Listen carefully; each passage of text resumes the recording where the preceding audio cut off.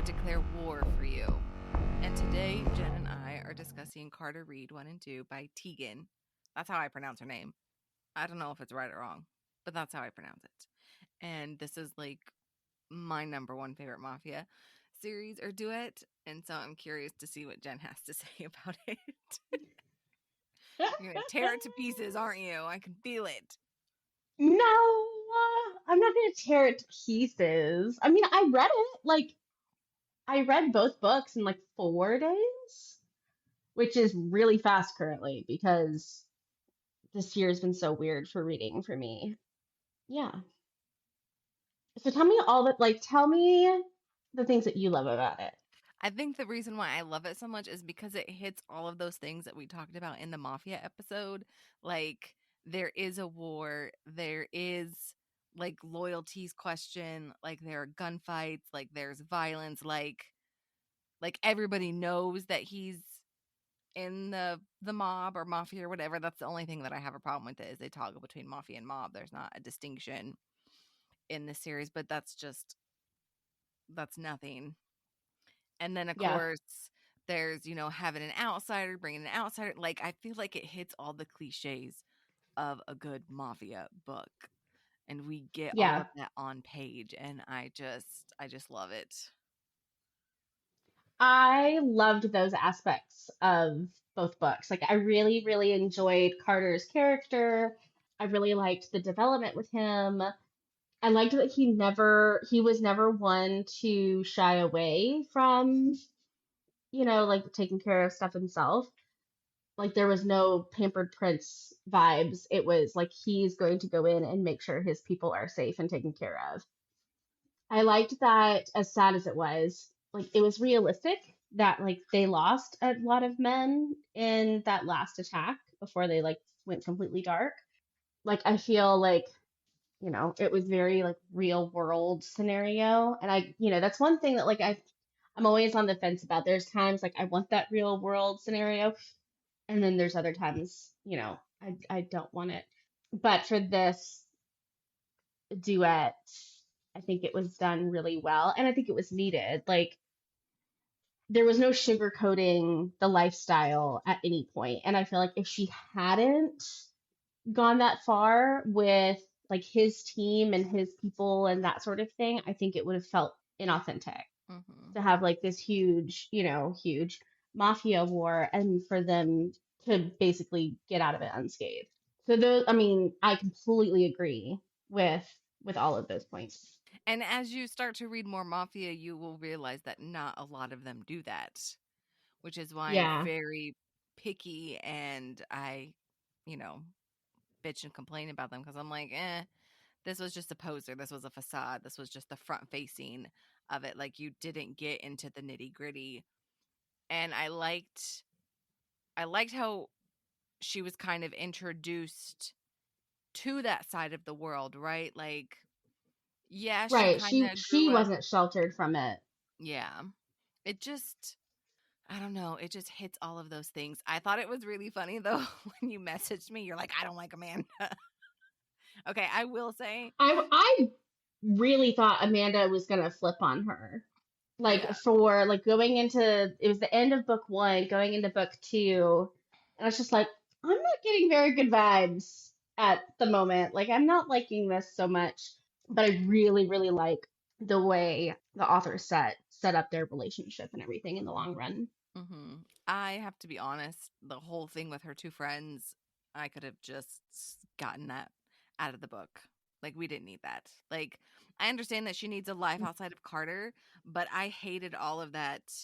Let's go to the pub and let's drink when all of this stuff is happening. And in the back of Emma's mind, she's Well, constantly like, well, can I trust her? Can I not? I just hated that back and forth. Like, you either yeah, trust them or you don't, and if you don't, then stop fucking hanging out with them. Like, it's as simple as that. yeah, Like, you can't be in, you can't have your foot in two worlds. Like, I'm sorry, you just can't. But that kind of goes back to what right. you were saying. Like, they talk about that because that is an internal struggle, I guess, for probably a normal human, which I'm not. So, yeah, I hated that whole thing. And then And then I was kind of upset with Emma when she tried to force Amanda to break up with her cop boyfriend. I was like, Yeah, that was the only time I didn't like Emma.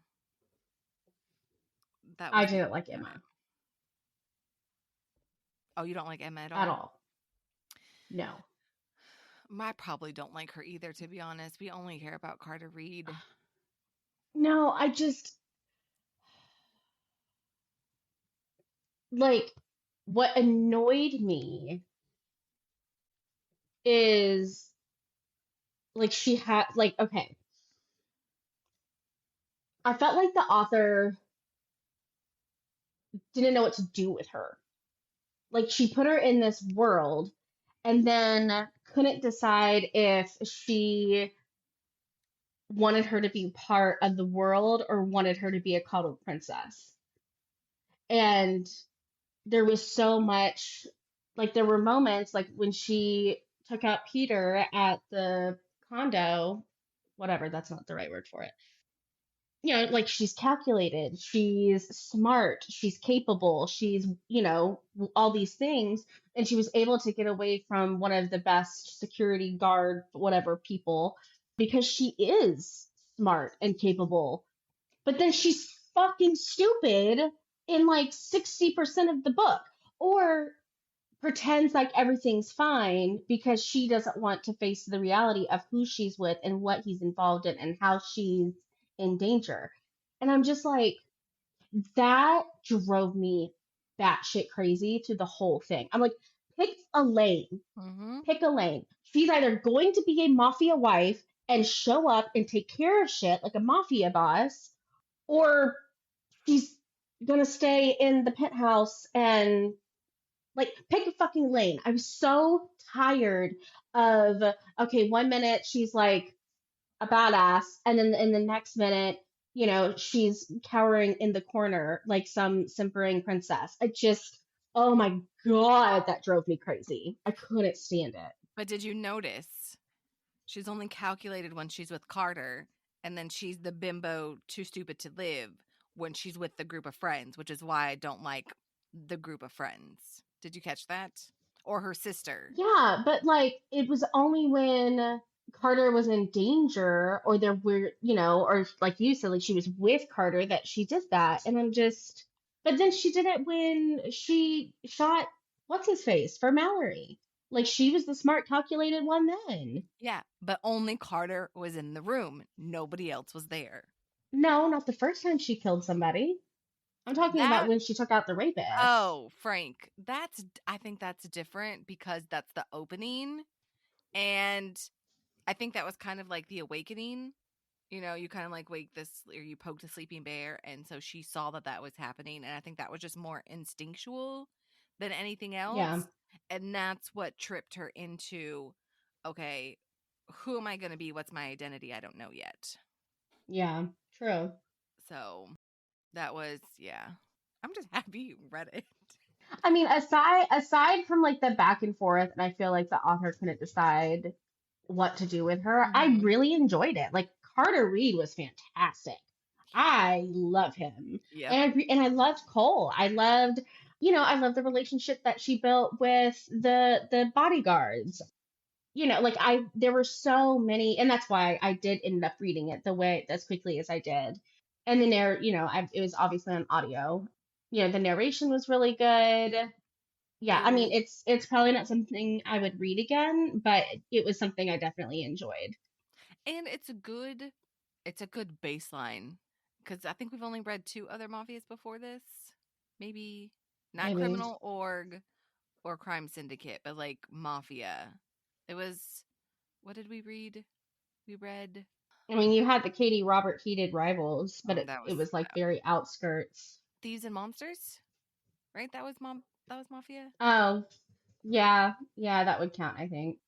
What was the other one? I think we read another one. Am I making things up? I always make things up. Story of my life. Oh, maybe that is the only one. Oh my gosh, Jen, I'm like a disappointment as a friend. I need to get you more mafia books. Okay.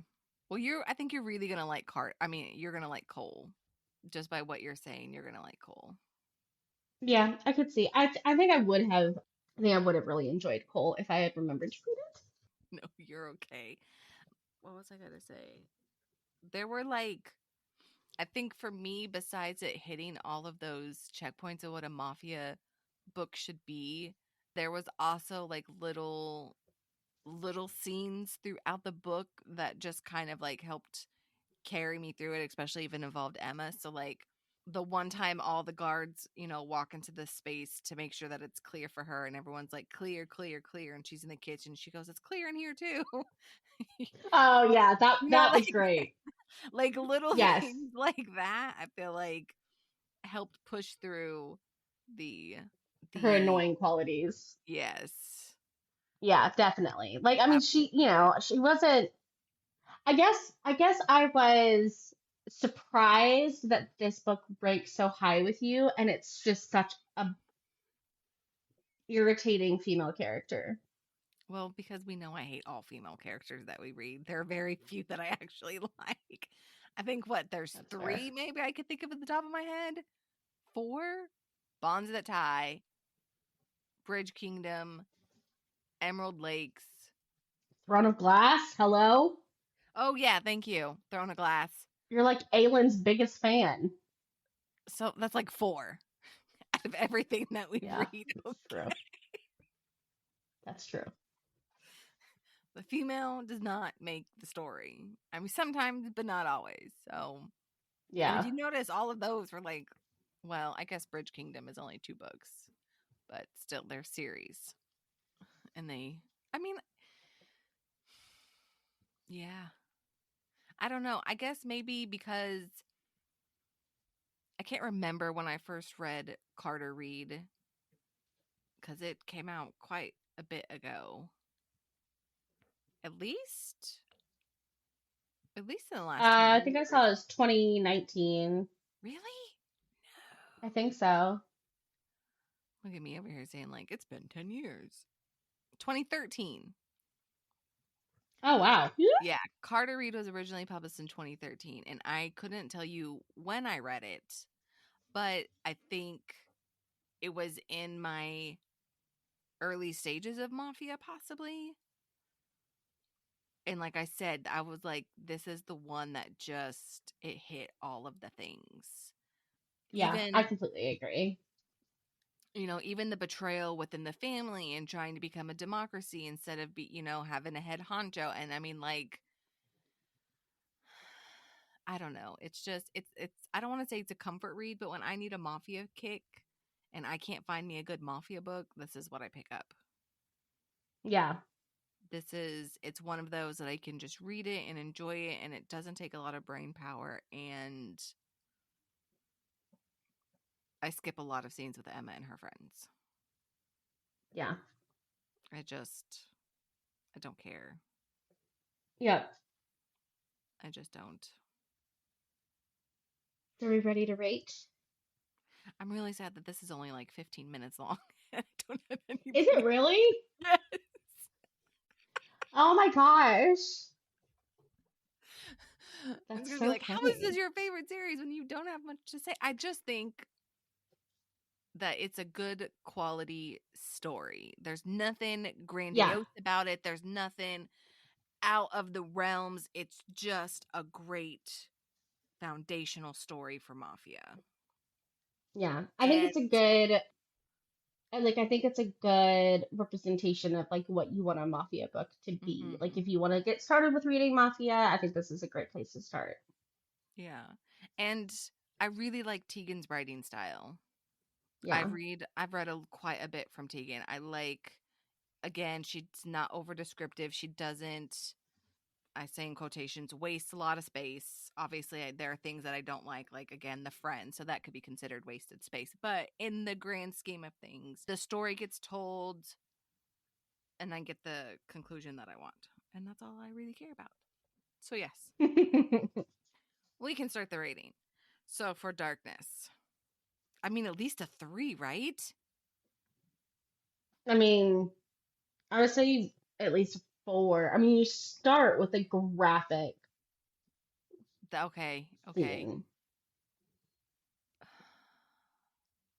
And I mean, it doesn't like I mean, from there, you really don't have a ton of like your violence on page is like fade to black violence, or it's like quick. There's no torture, there's no, interrogation scenes or anything like that. Like I can definitely think of like gorier, more Yeah.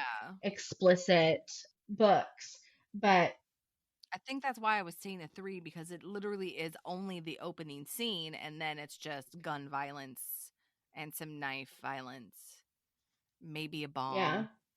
But it's just the fighting of the families. That's the yeah, violence after the opening scene. So maybe we can say the opening scene is a 4 and the rest of the series is a 3. yeah, I'd be okay with that. Okay. I know that's going to And be a like weird rating for us, but that is gonna be weird, but that's okay. We're used to weird. we are. And if you're here, you know and appreciate and love us. Yes, exactly. So spicy. 0. Oh, at least gonna give it like two. Okay, I'll give it a 2.